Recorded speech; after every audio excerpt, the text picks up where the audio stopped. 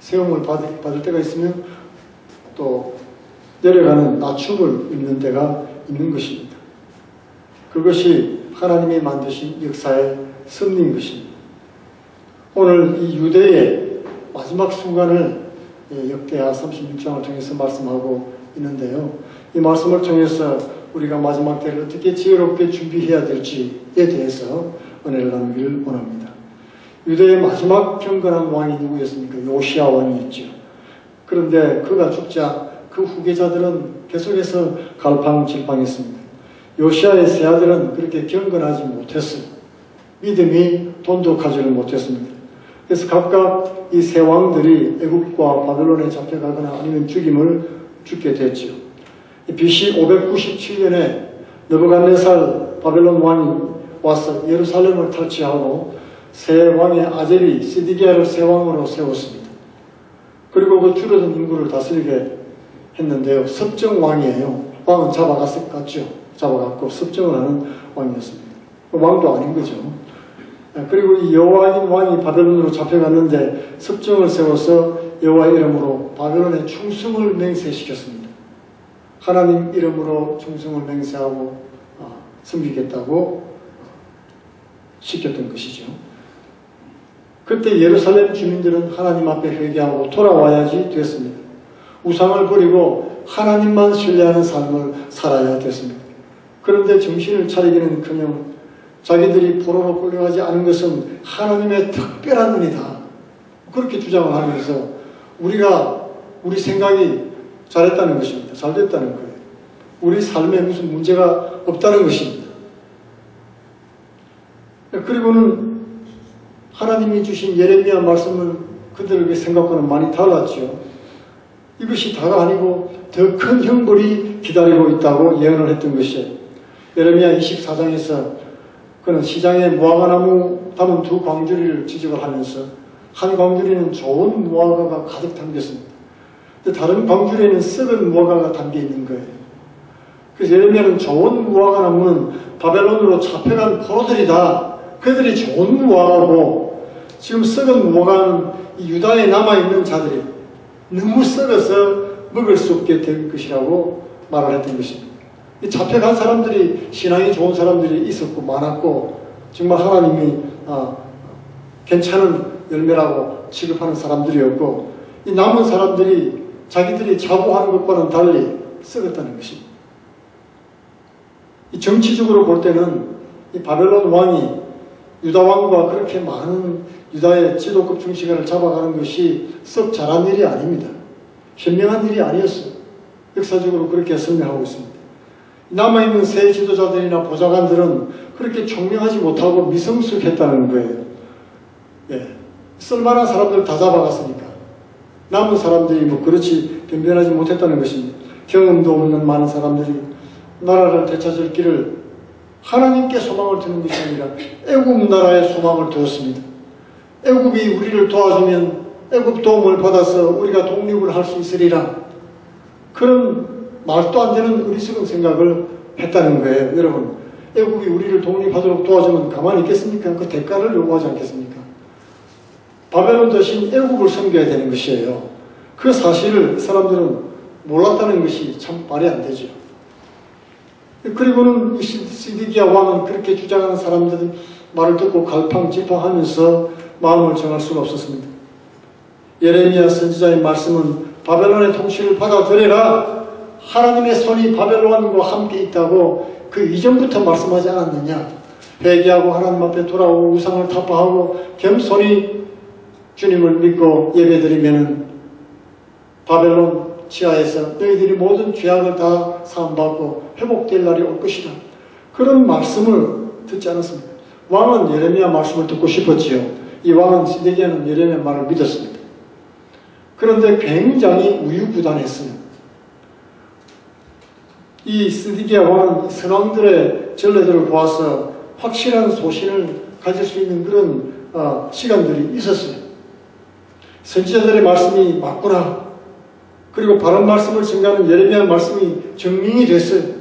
그런데도 불구하고 여전히 믿음을 정하지 못하고 우물쭈물 했다는 것입니다. 바벨론 애굽이 바벨론에게 반란을 일으켜라, 대적해라 자꾸만 부추기면서 시드기야 왕의 동의를 구하려고 그랬습니다. 우리 편을 든다고 도장 찍으시오. 그렇지만 예레미야는 단호하게 반대를 했죠. 반대를 하는 것은 바로 하나님의 뜻이기 때문에 그런 것입니다. 예레미야 27장에서 예레미야는 나무로 된 멍에를 목에 메고 나타났습니다. 그리고는 바벨론의 멍에를 메면 살 것이고 그렇지 않으면 남아있는 모든 것을 다 빼앗기고 죽고 사로잡히게 될 것이라고 예언했습니다. 그러자 하나니아라는 선지자가 나타났는데 예레미야를 비웃었습니다. 그리고 예루살렘의 멍에를 부숴버렸습니다. 예레미야의 멍에를 부숴버렸습니다. 그러면서 이미 잡혀간 포로들이 곧 돌아오게 될 것이고 하나님이 이 모든 것을 회복시킬 것이다. 그렇게 예언했죠. 정말 그렇게 됐으면 얼마나 좋겠습니까? 예레미야도 그 말을 듣고 아멘 했습니다. 그러나 그 예언은 거짓 예언이었어요.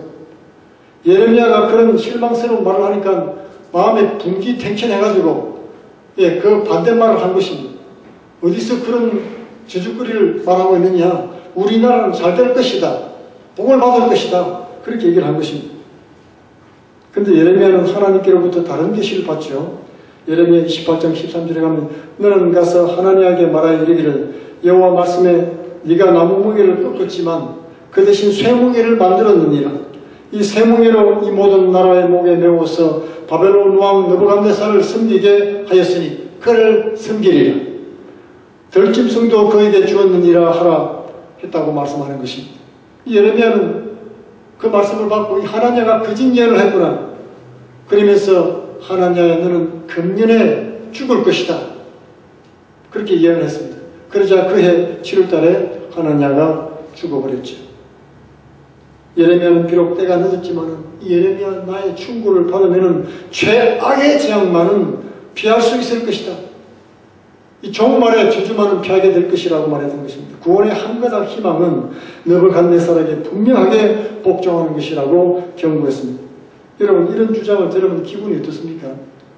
이런 주장을 하자 사람들은 패배자다, 변절자라는 그런 오명을 씌웠습니다. 애굽에 대한 도움에 대한 유혹이 너무나 강했기 때문에 시드기야는 반란에 가담하고 말았습니다. 여러분 우리는 하나님의 분명한 말씀을 깨달을 때 세상 유혹을 뿌리칠 수 있어야 되겠습니다. 그런 유혹을 뿌리칠 힘이 없으면 하나님 앞에 그런 힘을 달라고 기도해야 되는 것입니다. 하나님은 그의 백성들이 세상 유혹에 빠져서 멸망하기를 원치 않으십니다. 애국은 바로 곁에 있지요. 애국 군대는 바로 곁에 있으니까 자기를 도와줄 것 같습니다. 세상적으로 뭔가 손을 쓰기에 굉장히 용이해 보입니다. 바벨론은 저 멀리 있습니다. 그렇죠. 고린도전서 10장 13절에는 사람의 시험, 감당할 시험밖에는 너희에게 당한 것이 없나니 오직 하나님은 미쁘사 너희가 감당치 못할 시험 당함 허락지 아니하시고 시험 당할 즈음에 또한 피할 길을 내사 너희로 감당하게 하시느니라. 하나님의 뜻은 우리가 그 시험을 감당하거나 피할 수 있는 길을 주시거나 하는 것이에요. 그러면서 뜻을 밝혀주셨죠. 이것이 피할 길이다, 살 길이다. 하나님의 뜻을 밝히 알고서도 이 시드기야 왕은 세상 유혹에 이끌려서 굴복하고 말았습니다. 애국 나라가 도와주어서 유대 왕국이 보호되기를 간절히 바랐다는 것입니다. 터무니없는 바람이었습니다. 결국 예레미야의 예언의 말씀대로 됐던 것입니다. BC 589년 말에 바벨론 군대가 와서 요새들이 함락됐습니다. 그리고 예루살렘은 포위되고 말았습니다. 포위된 중에서도 예레미야 선지자는 변함없이 하나님의 손이 바벨론 왕과 함께하니 항복하는 것이 왕과 백성의 구원과 소망이 될 것이라고 공부해 줬던 것입니다. 그러자 친애국파들이 맹렬하게 공격했습니다. 예레미야를 반역죄로 고발했습니다. 하나님의 뜻이 어디 있는가? 이 애국자들은 그 별로 관심이 없어요. 애국주의자들은 오직 우리나라에 우리 말하죠. 뭐 대한민국 오롯이 대한민국 애국주의자들. 하나님 뜻이 어디 있는지 상관없습니다. 그러면서 그를 매국노로 공격했어요. 우리는 여러분 이 땅에 살면서 대한민국 사람이기도 했지만은 또 미국 땅에 살면서 미국 사람이기도 하지요. 이것은 하나의 예표인 것입니다. 앞으로 우리는 하늘나라에 가서 하나님 나라 백성이라는 것입니다. 비록 이 땅에 살지만 우리나라는 하늘에 속했다는 것입니다. 우리는 모두 하늘에 속한 사람들입니다. 그렇기 때문에 하나님의 뜻을 추구하는 것이 우리는 하늘나라에서 이 땅에 대사롭하기를 입었습니다.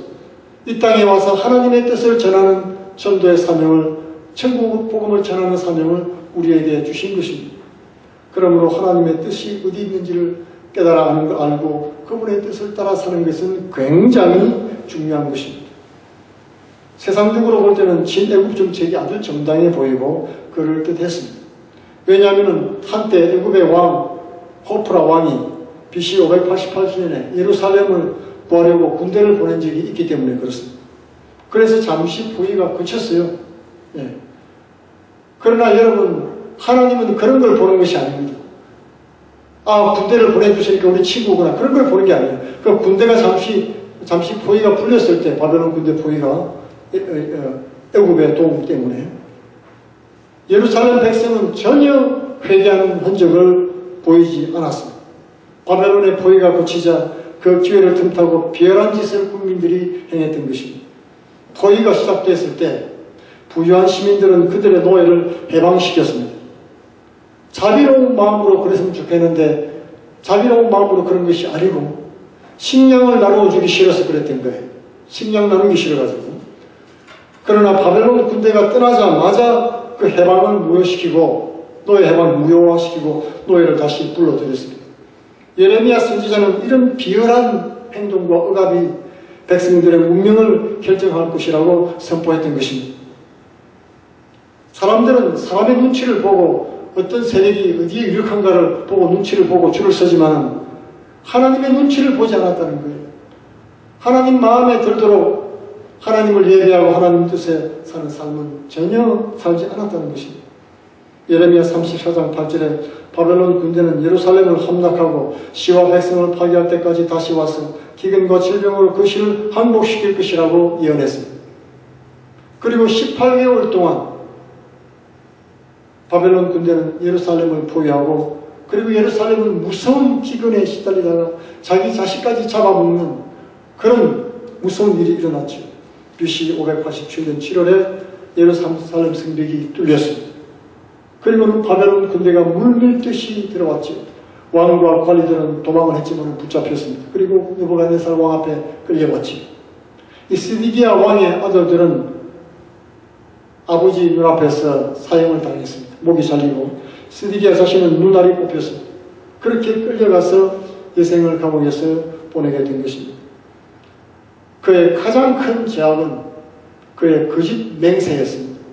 하나님의 뜻을 알면서도 그 뜻을 저버리고 배반한 것입니다. 그리고 나라도 잃어버리고 말았죠. 예레미야 32장에 보면 예레미야는 굉장히 이상한 행동을 하나 하는데요.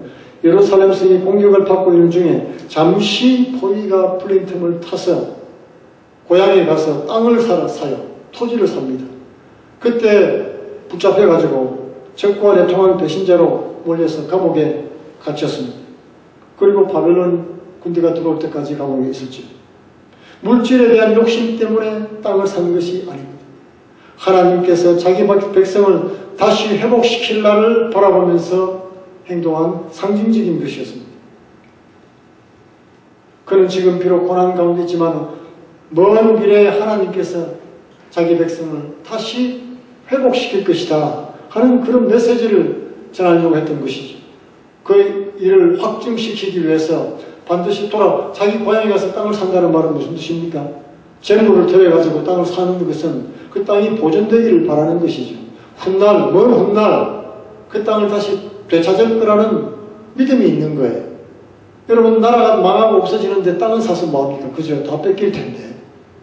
예, 그러므로 이 예레미야의 행동은 먼 훗날 하나님께서 그의 사랑하는 백성들을 다시 용서하시고 회복시킬 것이라는 예언의 말씀인 것입니다. 예레미야 32장 4절에 만군의 여호와 이스라엘 하나님, 내가 예루살렘에서 바벨론으로 사로잡혀 가게 한 모든 포로에게 이같이 이르노라. 너희는 집을 짓고 거기 거하며 전원을 만들고 그 열매를 먹으라. 아내를 취하여 자녀를 생산하며 너희 아들로 아내를 취하며 너희 딸로 남편을 맞아 그들로 자녀를 생산케 하며 너희로 거기서 번성하고 쇠잔하게 하지 않게 하라. 너희는 내가 사로잡혀 가게 한 그 성읍에 평안하기를 힘쓰고 위하여 여호와께 기도하라. 이는 그 성이 평안함으로 너희도 평안할 것임이니라. 만군의 여호와 이스라엘 하나님이 이같이 말하노라. 내가 그들을 나 여호와가 이같이 말하노라. 바벨론에서 70년이 차면 내가 너희를 권고하고 나의 선한 말을 너희에게 실행하여 너희를 이곳으로 돌아오게 하리라. 나 여호와가 말하노라. 너희를 향한 나의 생각은 내가 하나니 재앙이 아니라 곧 평안이요 너희 장래에 소망을 주려는 생각이라. 너희는 내게 부르짖으며 와서 내게 기도하면 내가 너희를 들을 것이요 너희가 전심으로 나를 찾으면 나를 만나리라. 나 여호와가 말하노라. 내가 너희에게 만나지겠고 너희를 포로된 중에서 다시 돌아오게 하되 내가 쫓아보냈던 열방과 모든 곳에서 모아 사로잡혀 떠나게 하던 본 곳으로 돌아오게 하리라. 여호와의 말이니라 하셨느니라. 하나님의 생각은 이렇게 전쟁에 치고 망하고 빼앗기고 죽임을 당하는 것이 아니고 평안이고 장래의 소망을 주려는 생각이었다는 것입니다. 너희가 끌려간 그곳에서 집을 짓고 시집가고 장가가고 잘 살도록 해라. 70년이 지나면 내가 너희를 꼭 회복시키겠다. 그러므로 너희는 내게 구하고 기도하면 내가 들어줄 것이다.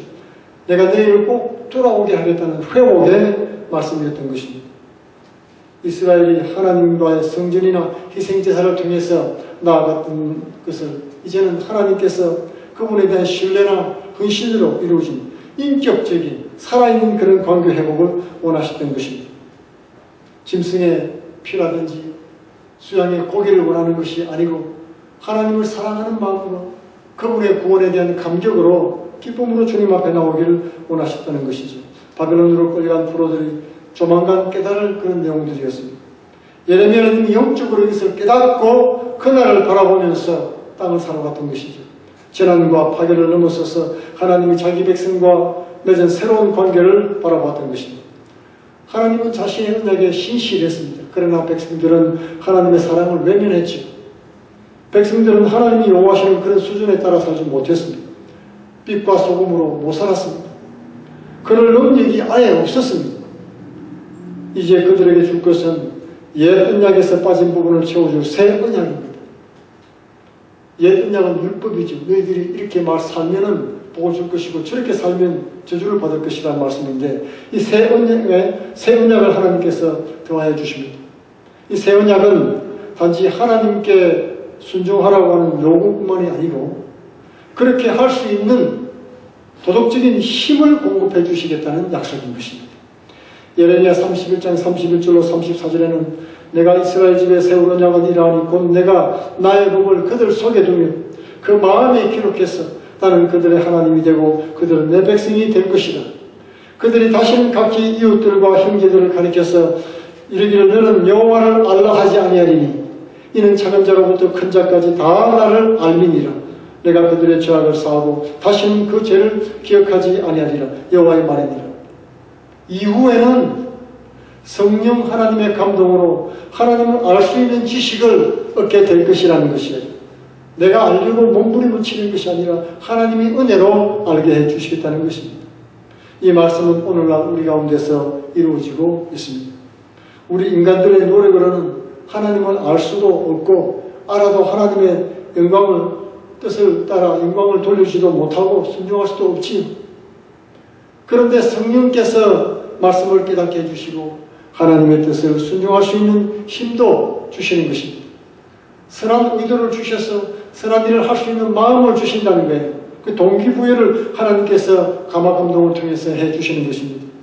이것은 모두 하나님께서 회복시키실 다윗의 후손 예수 그리스도를 통해서 주신 죄사함과 구원의 메시지를 말씀해주고 있습니다. 예수 그리스도의 십자가 보혈로 짐승의 피 뿌리는 제사는 끊어질 것이고 예수님의 이름으로 누구든지 하나님 앞에 나가서 회개하여 주의 이름을 부르면 구원을 받게 될 것입니다. 우리 예배를 받아주실 것이다 하는 것입니다. 이스라엘의 예배는 하나님이 받지 않으셨죠. 짐승의 피를 뿌리고 화려하고 아름다운 제사를 드렸지만 하나님은 받지 않았습니다. 나는 이런 제물을 원하는 것이 아니라 인내를 원한다. 사랑을 원한다고 하는 말씀하시면서 그들의 예배를 거절했습니다. 그러나 이제는 하나님을 아는 지식으로 풍성하고 예수 그리스도를 믿음으로 구원받으며 겸손히 내 죄를 고백하고 하나님 앞에 나아갈 때 하나님이 받으시는 예배를 우리가 드릴 수 있게 됐다는 말입니다. 에스겔서 21장 25절로 27절에는 너 극악하여 중상을 당한 이스라엘 왕아 내 날이 이르는 날이 곧 죄악의 끝때니라. 나 주 여호와가 말하노라 관을 제하면 멸류관을 벗길지라 그대로 두지 못하리니 낮은 자를 높이고 높은 자를 낮출 것이니라. 내가 엎드러뜨리고 엎드러뜨리려니와 이것도 다시 잊지 못하리라. 마땅히 얻을 자가 이르면 그에게 주리라. 에스겔 선지자도 포로로 잡혀간 땅에서 본국을 향해서 본국은 결국 멸망할 것이다. 그렇게 예언을 했습니다. 왕관이 땅에 떨어질 거란 말은 왕이 사로잡히고 죽을 것이란 말이죠. 그러나 바로 그 심판의 끝물이의 희망을 말씀하고 있는 것입니다. 그것은 언젠가 더 나은 자가 다윗의 왕관을 받을 것이라는 말씀입니다. 회복에 관한 말씀이지요. 구약의 모든 말씀은 예수 그리스도에 관한 말씀인 것입니다. 그분은 바로 예수 그리스도 다윗의 자손으로 오신 메시아 예수인 것입니다. 이스라엘 나라를 회복하고 우리의 왕이 되실 분이십니다. 조상 아브라함이 하나님을 믿음에 이를 어렵게 여겼다고 하나님께서 말씀하신 것처럼 이제 하나님을 믿고 예수 그리스도 메시아를 믿는 우리를 아브라함의 자손이 되게 하셨습니다. 믿음으로 그분의 백성이 되게 하셨다고 로마서는 증거하고 있는 것입니다. 하나님의 자녀가 되는 은혜를 주었습니다. 요한복음 1장 12절에도 나와 있습니다. 영접하는 자 곧 그 이름을 믿는 자들에게는 하나님의 자녀가 되는 권세를 주셨으니 이는 혈통으로나 육종으로나 사람의 뜻으로 나지 아니하고 오직 하나님께로서 난 자들입니다. 육체적으로 유대인으로 태어나야 하나님 백성이 되는 것이 아니고 다윗의 자손 예수 그리스도를 믿는 사람들이 바로 하나님께로 난 자들이라고 말씀하는 것입니다. 그들이 참 이스라엘이라고 증거하고 있습니다. 바벨론 왕 느부갓네살은 그달리아라는 사람을 총독으로 세우고 떠났습니다. 그런데 바벨론이 침공해 왔을 때 피신해 있다가 돌아온 사람 중에 왕족 이스마엘이라는 사람이 있었어요. 근데 그가 이 그달리아를 암살해버리고 말았습니다. 바벨론 파라고 암살했지. 그런데 암살해놓고 보니까 감당 못할 짓을 한 거예요. 바벨론을 대적할 힘이 없습니다. 그래서 이 이스마엘은 백성들을 강제로 다 데리고서 애굽으로 도망을 갔습니다. 그래서 그곳에서 용병이 됐습니다. 애굽 땅에서 용병 살해하는 사람들이 있었거든요. 그러니 용병이 된다는 조건으로 애굽으로 들어가 살 수가 있게 된 것입니다. 그때 이 나이가 든 희끗희끗한 예레미야들도 그들과 함께 강제로 애굽으로 끌려갔습니다. 그때 예레미야는 그들에게 경고했죠. 애굽으로 도망간다고 하나님의 진노를 피할 수 없다. 바벨론 왕이 곧 쫓아올 것이다. 애굽의 도시 타파네를 공준한 마당에서 바벨론 왕의 진영을 세우게 될 것이다. 그리고 모두 칼과 기근으로 망하게 될 것이라고 예언했던 것입니다. 그런데 그의 예언은 또 인정되지 않았습니다. 예루살렘에서 40년 동안이나 예언 활동을 했는데 인정을 못 받았더니 지금도 마찬가지예요. 예레미야 선지자는 처음부터 다 옳았습니다. 그의 말대로 다 실현됐지요. 그러나 백성들은 하나님을 배반했기 때문에 하나님이 싫었기 때문에 그 말씀이 싫었던 거예요. 여러분 말씀을 듣지 않는 사람은요 하나님이 싫어서 듣지 않는 거예요. 그 마음에 하나님 두기를 싫어한다고 로마서는 증거하고 있습니다. 그렇기 때문에 하나님을 배반해서 재앙이 임했다. 그 사실을 못 믿는 겁니다. 인정하지 않는 겁니다. 도리어 요시야 종교개혁 때 하나님을 믿자고 하는 종교개혁이 일어난 이후로부터 뭔가 잘못되기 시작했다. 그렇게 주장을 하면서 우상숭배를 부활시켜야 된다. 그렇게 주장을 했던 것입니다. 하나님께 돌아와서 다만 그를 섬기라는 말씀을 거절했습니다. 예레미야 44장 16절로 18절에 보면 이런 말씀이 있습니다. 네가 여호와 이름으로 우리에게 하는 말을 우리가 듣지 아니하고 우리 입에서 낸 모든 말을 정령이 실행해서 우리 본래 하던 것 곧 우리와 우리 선조와 우리 왕들과 우리 반백들이 유다 성읍과 예루살렘 거리에서 하던 대로 하늘 여신에게 분향하고 그 앞에 전제를 드리리라. 대저 그때는 우리가 식물이 풍부하며 복을 받고 재앙을 만나지 아니하였더니 우리가 하늘 여신에게 분향하고 그 앞에 전제 드리던 것을 패한 후부터는 모든 것이 핍절하고 칼과 기근에 멸망을 당했느니라. 여인들은 가로되 우리가 어찌 우리 남편의 허락 없이 그에게 경배를 드리는 과자를 만들어 놓고 전제를 드렸느냐. 이 여인들이 하는 말이에요. 여인들이 예레미야에게 반박을 하면서 옛날에 하늘 여신에게 분양할 때는 잘 먹고 잘 살았어. 그런데 그 하나님을 섬긴다고 하면서 그 일을 안 하고부터 뭔가가 잘못되기 시작했어. 그러면서 우리 남편 동의를 얻어가지고 하는 거야. 우리 마음대로 하는 말이 아니라고. 그렇게 지금 얘기를 하는 것입니다. 남편들은 가만히 있는데 여자들이 남편을 빙자해서 유도하면서 말을 하고 있는 거죠. 이 여인은 바로 하나님 말씀을 거역하는 교회를 상징하고 있습니다. 하나님의 자녀들이 말씀을 거역하는 거예요. 세상 유혹에 빠져가지고. 남편은 무엇을 말하고 있습니까? 그냥 입 다물고 가만히 있죠. 모른 척하고. 교회가 의지하는 세속 종교를 말하는 것입니다. 세상을 더 의지하는 거예요. 학문이나 세상 권세를 상징하고 있습니다. 이 세상 권세나 지식에 의지해서 그 짓을 가르치는 이 세속주의 우상을 상징하는 것입니다. 하나님도 믿고 세상도 믿고 따라가는 그런 모습을 남편과 아내들의 고백을 통해서 알 수가 있습니다.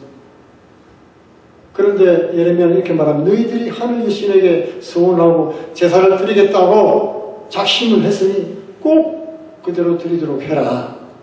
그러나 너희들은 재앙을 당하고 칼과 기근에 망해서 멸절되고 말 것이다.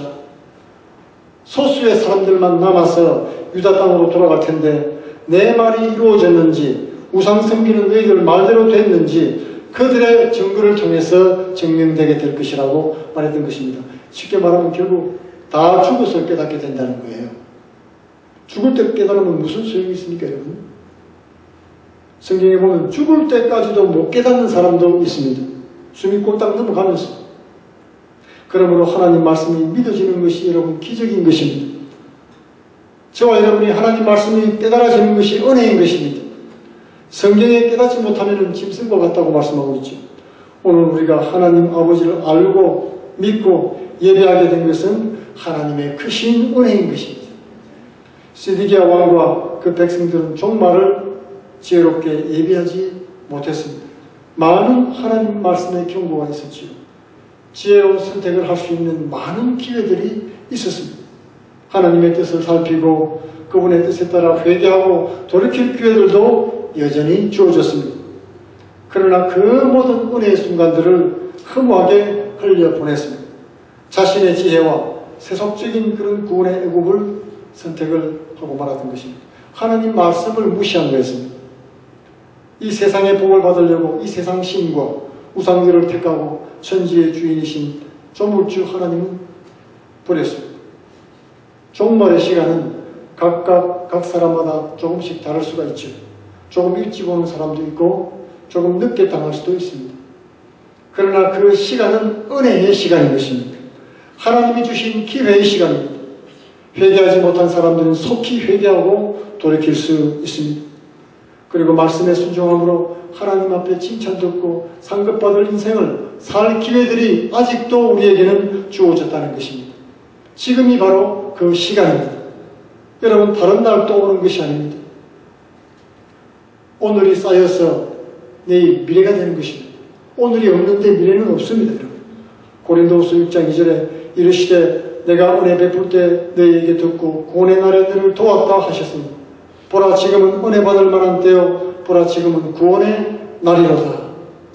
천하의 범사에 기한이 있고 목적을 이룰 때가 있습니다. 태어날 때가 있으면 죽을 때가 있습니다. 인생은 잠시 왔다가 가는 것입니다. 성도들에게는 돌아갈 본향이 있습니다. 믿기 전에는 지옥밖에는 없었지만 이제는 예수 그리스도를 믿음으로 우리 제사함을 받고 천국 영생길이 열려 있습니다. 그곳이 바로 우리가 돌아갈 본향인 것입니다.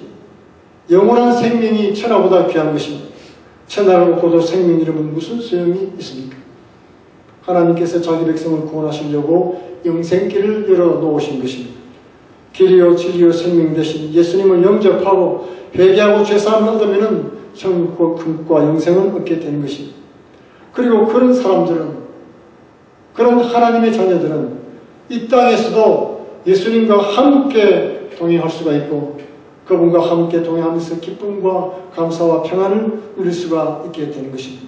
부자가 잘 되게 해주겠다든지 세상 쾌락을 즐기게 해주겠다는 약속은 안 하셨습니다. 우리와 함께 동행할 때 평강의 은혜를 주시겠다고 약속해 주신 것입니다.